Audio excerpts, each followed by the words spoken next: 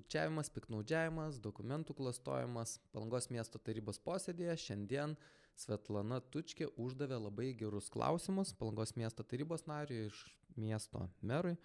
Norėčiau, kad pasiskaitytume čia. Visai nesenai, tai yra 25 metų gruodžio 30 dieną, specialinių tyrimų tarnyba pareiškė įtarimus Dainiui Želviui, Palangos miesto tarybos nariui. Tai jam pareikšti įtarimai dėl sukčiavimo, piktnaudžiavimo, dokumentų suklastojimo ir disponavimo jais. Norėčiau atsiversti dar visai nesenai. Palangos miesto tarybos narė Svetlana Tučkė pasidalino įrašu, tai yra išlaidos už 2019-2022 metus, apie kurį laikotarpį eina kalba.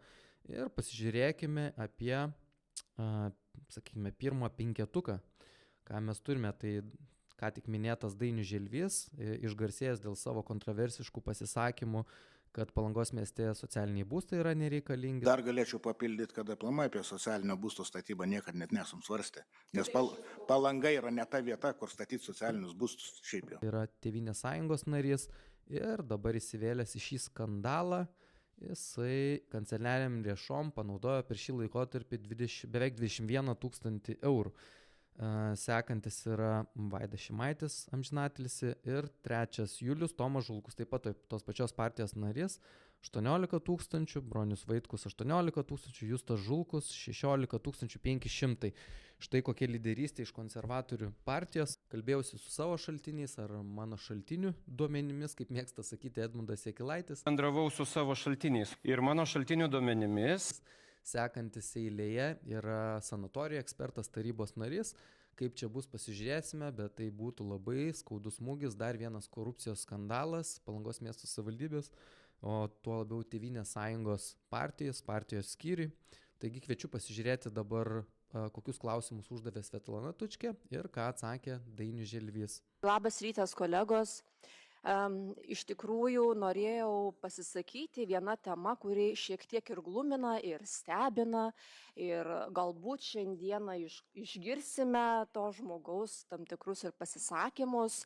Kalbu apie tarybos narį Dainių Želvį ir apie dar praėjusiais metais, gruodžio 30 dieną, pasirodžiusią žiniasklaidoje informaciją apie tai, kad Dainiui Želviui yra pareikšti įtarimai dėl sukčiavimo, piktnaudžiavimo tarnybinė padėtimi ir dokumentų klastojimo.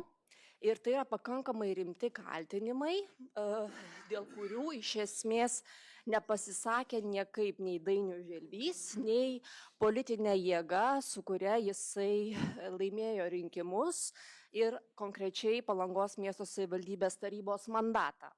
Aš tik noriu priminti, kad Dainius Želvys yra ne tik tarybos narys, tačiau jisai yra ir vieno iš komiteto pirmininkas. O tam, kad būtų komiteto pirmininku, vietos savivaldos įstatymas numato, kad kiekvienas pretendentas turi būti užpildęs nepriekaištingos reputacijos pažymą ir atitikti reikalavimus. Tai iš tikrųjų keliu klausimą ir noriu suprasti, ar Dainius Želvys, kuriam yra pareikšti įtarimai, pakankamai rimti įtarimai, ar jisai planuoja atsistatydinti iš komiteto pirmininko pareigų, o jeigu to neplanuoja daryti, galbūt politinė jėga, kuri delegavo jį į šią poziciją, kažkaip planuoja pasisakyti ir paraginti kolegą atsistatydinti iš pareigų komiteto pirmininko ir užleisti kitam asmeniui, kuris su šita deklaracija atitinka. Ačiū.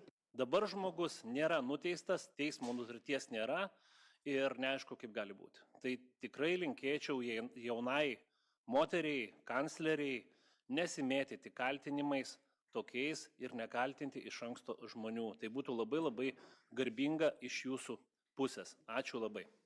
Aš suprantu, kad natūraliai Tėvynės sąjungos partijos pirmininkui yra gėda ir pirmas žodis, kuris ateina į galvą, tai kaltinimai, bet Svetlana pasakė, tik įgarsino, ką pasakė STT, tai yra pareikšti įtarimai. Galime atsukti video ir pasižiūrėti. Dainiui Želviui yra pareikšti įtarimai. Dainius Želvys, kuriam yra pareikšti įtarimai, pakankamai rimti įtarimai.